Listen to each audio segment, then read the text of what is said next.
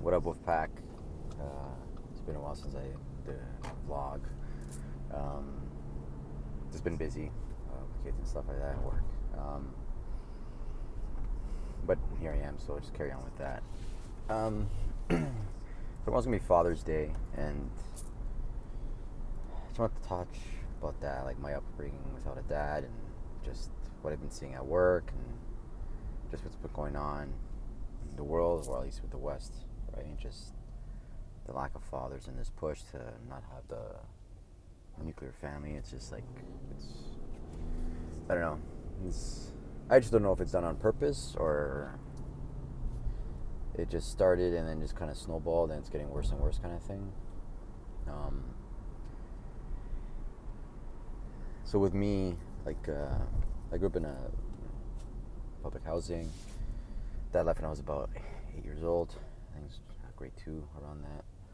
So it was just my mom, my twin brother, my older brother, and my sister. And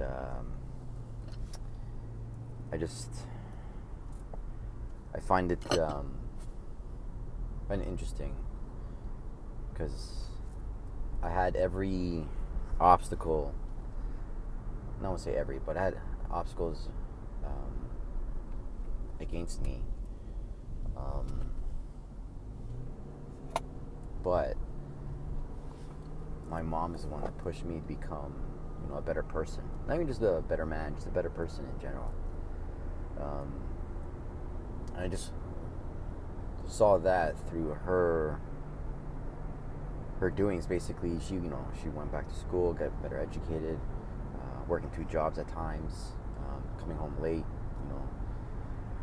She'd wake up, make our lunch for school, and then she'd be off to work. It's like she just worked hard, right? And I wish there was, I'm trying so hard to kind of make sure she's in a good spot right now, and she pretty much doesn't have to work a day in her life, which is great, and that's what she wants. But even now, she, like, at 75 years old, she's a farm girl and just wants to keep working, right? She doesn't stop. So it made me think, because I always thought, once you retire, you can sit on the couch and just, vegetate until your heart's content.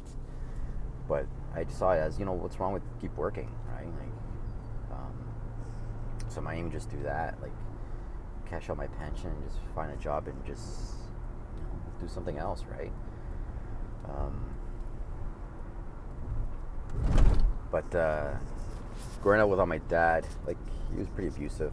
I was pretty young. I didn't get to see a lot of the BS that he was doing to our family, but to give you an idea, he would take his kids out, take me and my twin brother out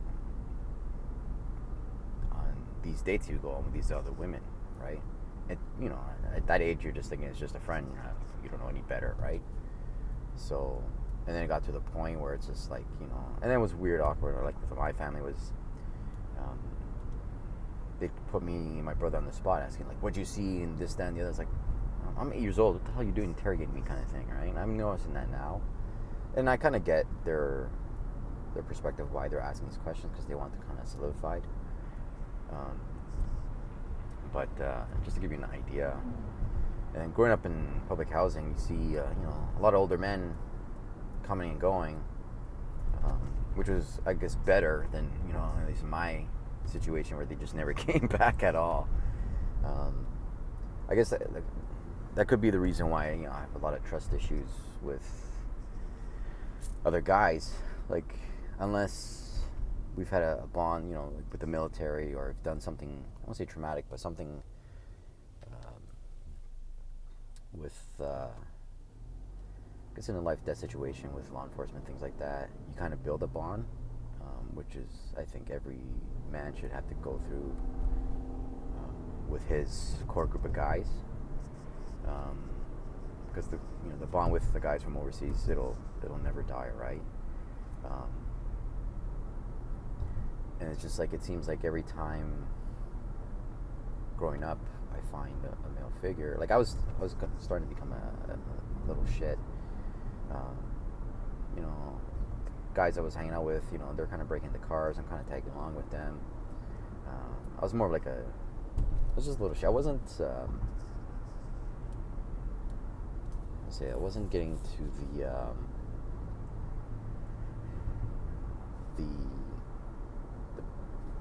I guess the criminal aspect. I mean, technically, I guess you could, because like I was starting like fires, but I wasn't burning anyone's house down or anything like that. I was just like I was just in a wooded area. I was like, oh, I just wanted to build a fire, right, kind of thing. I don't know if that was just my DNA, because my ancestral thing, or just because I was didn't have the father to give me discipline. But I mean, I love camping, so I don't know if that's the case, but I was like,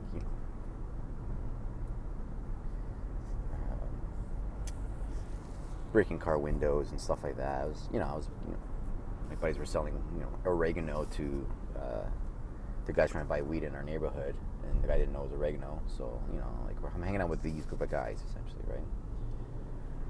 Joined the military, got that discipline I needed, and then it kind of changed my path in life. I mean, I joined the military because I saw the poster, guns and explosions. Like, oh yeah, I'm gonna do that. I'm gonna blow shit up, right? But then, I got that discipline I needed. Got that drive to kind of like test myself and push my limit. And looking up to these other soldiers and just kind of like trying to learn a lot from them. It's just like, it seems like I was just trying to, I guess I won't say it. I was attracted to them, but not in a sexual way, obviously, but more of in not that there's anything wrong with it, but more in a mentorship, right? I was just like kind of learning from them, and I just want to learn more. And it seems like I left basic training, and it seems like I just wanted more, and I guess they're helping filling that empty void I had. My older brother did what he could, right? But he had his life to live too, and it wasn't his job to kind of do what my dad was supposed to do. But in the other argument, the other side of the coin is like, well, he has to step up, kind of thing, right? And I'm not angry or upset or happy, whatever. I'm just like, I get both sides of the argument. But it's like, I find like every time I find a father figure in my life, the person goes away, and it's like I gotta figure out. And it's like with my warrant officer, I looked at him like a father figure, and we'd work out together. I think he was a massive guy, like strong, like a bodybuilder build, and I would we'd work out together, and just it was. And I think that's why it hit me so hard the day he died, December 27, 2008. Like worst day of my life, and I don't know if it's because just this father figure is out of my life now, or is it just he's a good friend, like what is it, right? But it just seems that it's more like just the whole father figure, because he was hard on us, but not harsh. He was always just like, this one needs to be done, and that's the end of it, right? And then this is why, and that's it. And he'd always push us to exercise and things like that, which is great, right?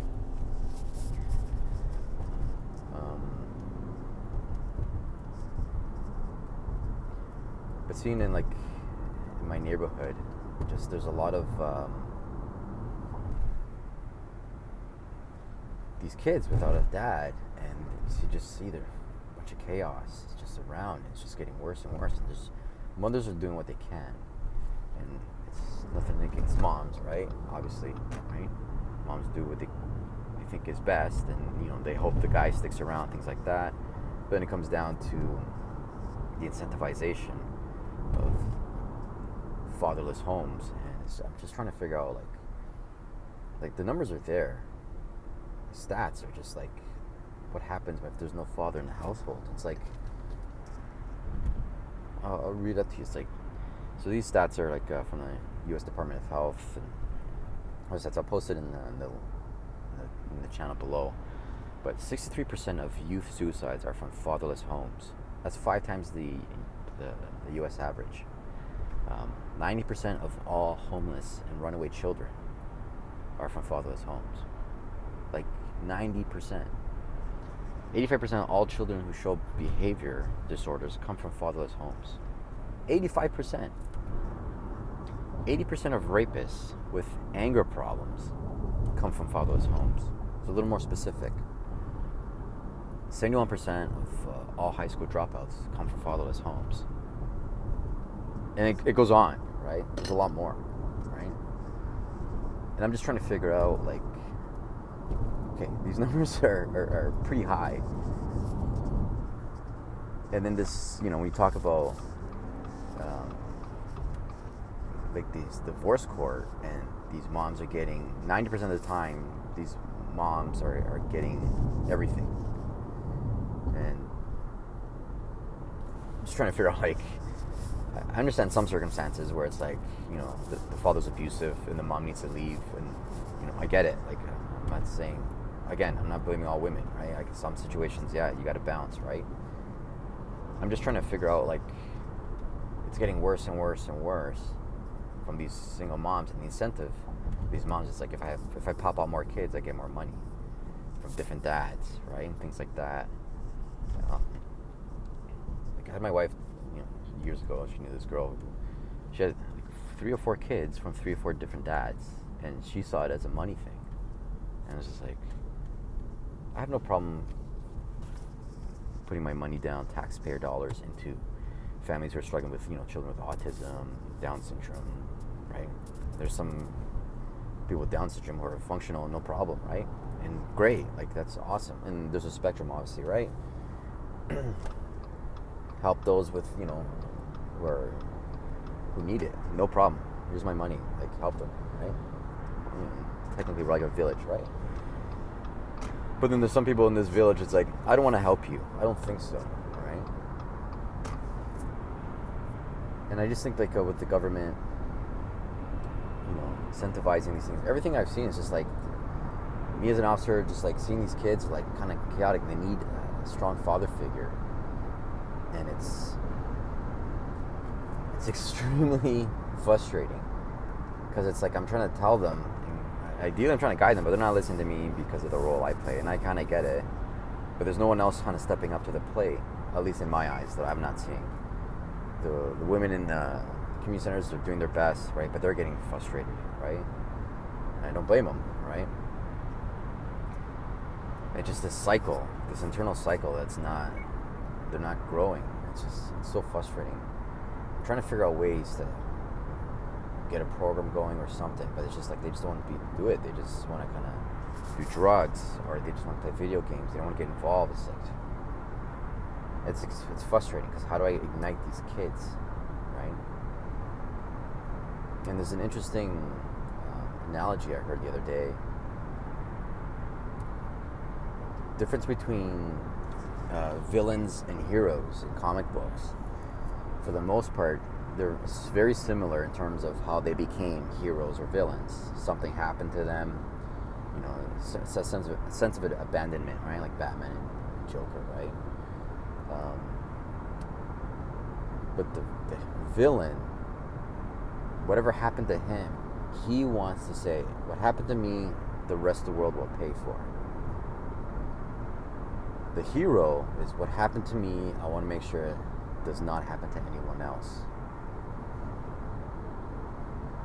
And it's like, that's interesting. So you see how perspectives, obviously, right? How do I get these kids to ignite something underneath them and kind of, I don't want to say influence them, but I have to motivate them something to basically, because they want the riches, right? But they don't want to work for it. I want to call them out, right? But it's like, how do I do it? Because then, I've gained somewhat of respect for them. They're used to seeing me around, things like that, right? I don't want to lose that. So it's frustrating. But it's like this incentivization of father not in the household is extremely frustrating, because these judges who make these decisions, I don't know if they're just not aware of it. I don't know if they're just going with the flow because everyone else is doing it. I don't know. It just seems like the society wants a lot of managers and no leaders. It's frustrating. I'm trying to. I want to think about building some sort of program, not just with at work, but outside of work, and I don't know, just something where like something more male dominating. Like guys need a place where they can be themselves, but like learn how to be men essentially, right? Learn like wear a suit, properly, how to dress appropriately, how to take care of themselves, how to cook, how to go hunting, how to build something, repair something. If I get like a bunch of men, I guess in certain different trades or different life experiences, and kind of just like promote this health, stay healthy, eat well, right? Things like that. I don't know. There's a lot of things, ideas go through my head. I'm just trying to figure out, maybe build a constitution. These are the rules to follow. Pushing more to be more stoic. And just, I don't know. If they have issues, okay, come to us, right? We'll figure it out, right? Kind of build like a male-dominant village or something. I don't know. I just think there needs to be more of that, right? Like learn martial arts and stuff like that, right? Me doing jiu-jitsu, it's like such a valuable life lesson. Because with better men, there'll be better women, right? And if these guys are gonna learn how to pick up women, stuff like that, and I was watching a video today. It's like, don't worry about how to pick up women. Learn how to chase excellence, and then the women will come. So I don't know. It's just frustrating. Like I will never leave my kids, and I'll be there. Knock on wood. My wife and I never split. But if we do, try to co-parents will be at least the best option.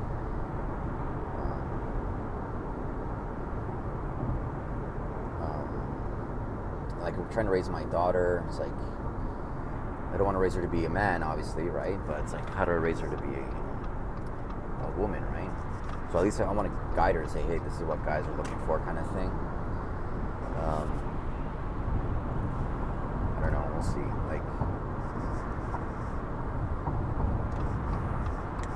Like I was saying, back to sorry, my mind goes all over the place. I don't know why, but I apologize. But I'm trying, like, me not trusting a lot of guys, and I don't know, because it's like, are they conniving? Do they have their own agenda that they want to follow? And is it more negative? Is there an incentive for them, kind of thing? I just have trust issues with other guys, and with women too as well, right? I've had my heart broken by women, so I can see why that is like that. But now, married and stuff like that, to me, it's just like, I don't trust them in general, but not in a negative way. It's more just like they want a certain thing, or like why, like women flirt with me at times, right? It's just like, why, kind of thing. And I'm just trying to figure out why. Is it because who I am? Is it the person I'm trying to become? Is it the person I'm becoming? I don't know. Maybe they're not flirting with me, and I'm just, assuming. I don't know. But with guys, I find it's just like, if I get a guy I never worked with, but I'm working with him, for the most part, there's this wall. We kind of slowly start talking about each other, whatever.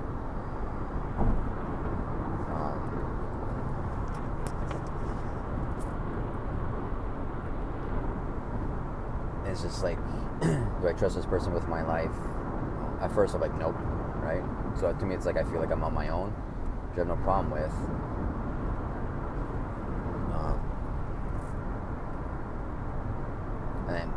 asking for help too. It's like I don't want to say I have a hard time doing it. Just I guess I'm comfortable maybe. And there are times like I have no problem asking for help, but I don't know if it's because my dad left when I was young. His job was to help raise me, and he never did. So my mindset's come down to, F you, I don't need you, I'm going to do it on my own. So that's the kind of the path I've been on right now. So it's like, I always want to learn and do things on my own. And I enjoy my time alone. It's like, I find out everything's at peace, but I also enjoy company, obviously, no problem. But at times it's just like, I don't mind just hanging out on my own, getting with me and my thoughts, and having ideas, and trying going from there. I don't know, like, why are the things are the way they are? Why are politicians so easily influenced by the masses? And I get you're a politician, you've been elected by the people, and you should listen to them. But it's a small, loud minority who are influencing them. I don't get it. Like, I just have a hard time trusting all politicians, lawyers. I'd say more than half of them are politicians. More than half politicians are lawyers. Is there a link? I don't know. I heard an interesting story of a lawyer, and there's several, where they were ex-defense lawyers, then became prosecutors, crown lawyers,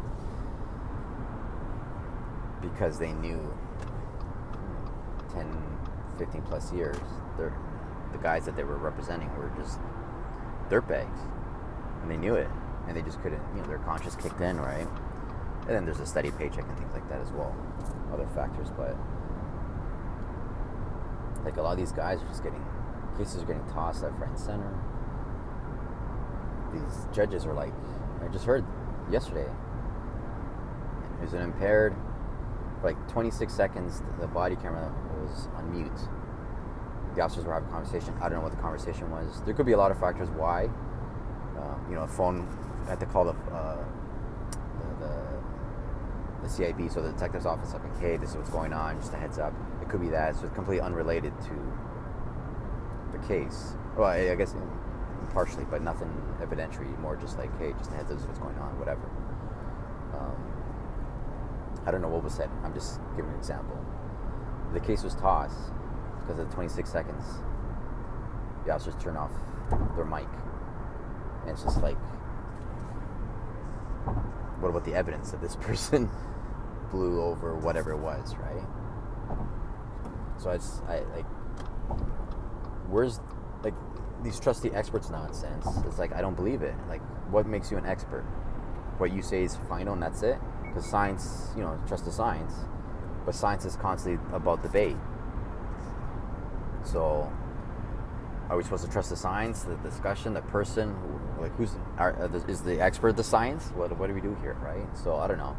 These judges who are supposed to be best interests for society are not. It seems like they're best interests for whatever political issues on hand.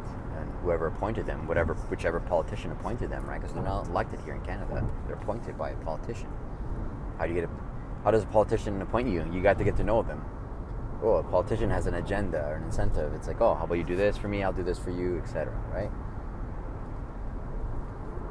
The world is so corrupt.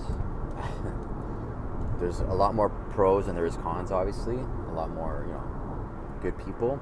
But it seems like the good people are just, I don't know if they're afraid. Just trying to be quiet. They're just trying to keep it. And I get it. It's just frustrating because it's like with the whole Andrew Tate thing. I understand his analogy of the Matrix. Like, do what you're saying, do what you're told, do this, do that, and shut up. And that's the Matrix telling you what to do. But there's some people who see through a different lens, saying, "No, I know what you're trying to do to me." They see along the future as to whatever issue they're forcing them to do, right?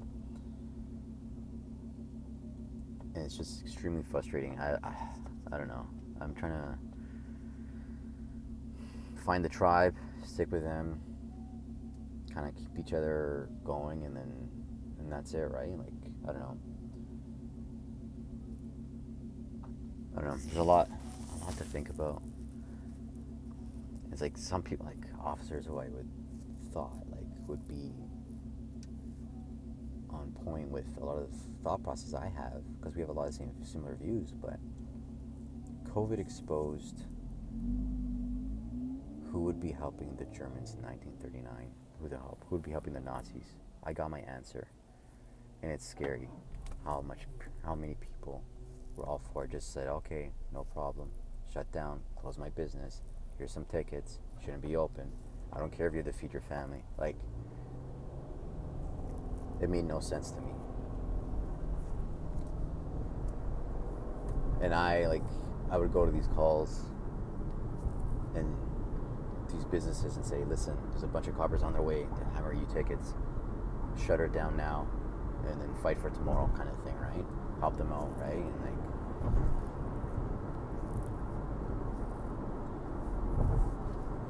yeah, I don't know, like history, we're supposed to learn from history, right? Our own history, the world history, like, no one's learning. It's like, I won't say no one, but it's ridiculous. I don't know. Anyways, that's my thought process for now. And keep going and see what happens and kind of go from there. Anyways, until next time, stay positive, feed the right wolf. Honestly, feed the right wolf. Don't give up, keep pushing, challenge yourself. A knight in shining armor is a guy or a woman whose armor has never been tested. Test yourself as much as you can daily if you could, and grow, become a better person. Alright guys, cheers.